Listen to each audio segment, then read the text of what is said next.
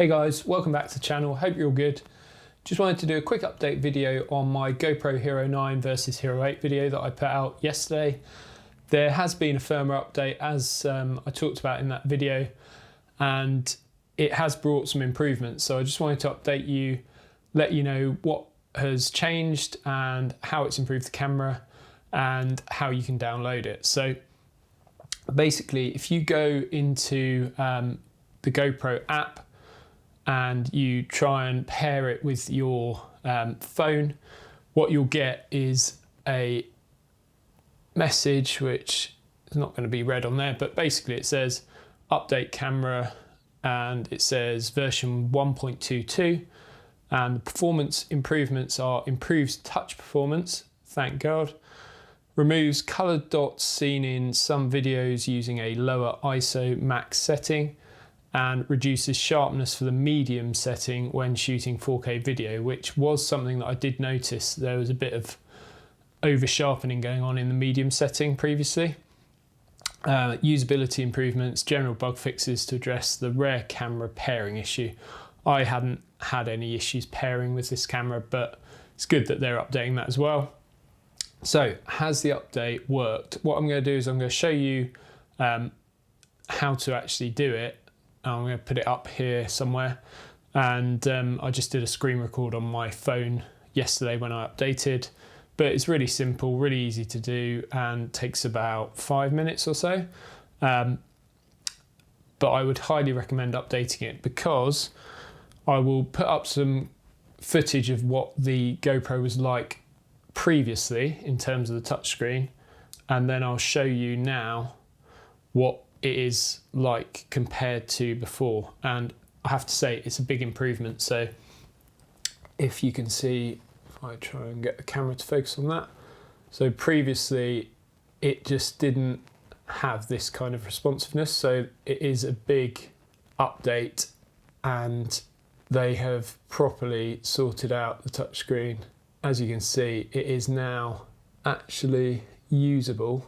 I'll show you some B-roll footage because it's quite hard to do this when I'm looking at my camera monitor. But essentially it's way, way better. It's much better than it was before. It's even better than the Hero 8 now, which is great. So that is the big one for me. Massive improvement, makes this camera properly usable now. And that was one of my biggest gripes with it actually. In terms of the features it brings, it's excellent, it's really good. The other things that they talk about in that update were the improvements to the sharpness, or reducing the sharpness in medium. I've briefly tested that, but I haven't really seen a huge difference. I think it probably has reduced it a little bit. The other thing that I have tested, which I'll show you now, is the schedule capture, which was kind of hit and miss previously. I talked about it in the video yesterday. It was working some of the time, not all of the time.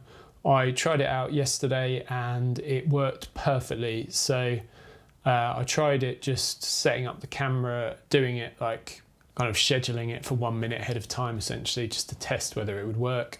That worked fine. And then I actually did a time lapse, which I'll show you a quick bit of now, which was this morning.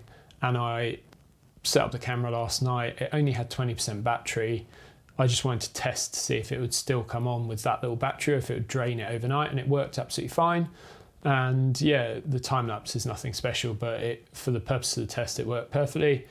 I haven't tried it outdoors yet. That is the one scenario that I know other people have had issues with, and I suspect it's probably to do with the cold potentially affecting the battery. So I'm going to test that out, and I'll update in the comments to tell you whether that works well or not. But GoPro didn't list it on the performance and improvements with this update, but they've obviously done something, because it has improved. There is another update coming in November, which should add the ability to fix a few other things that this camera's got issues with, like being able to use the old mic adapter with it and things like that. So I'll put a list up on screen now of what that update's going to bring, But hopefully you found this video helpful, and I would highly recommend updating your camera as soon as possible because it makes it much better and much more usable.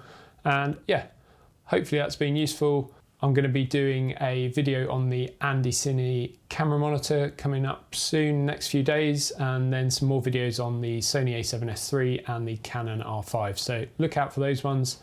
And if you haven't already, please do like the video, subscribe, comment below with any questions you have, and I'll see you next time.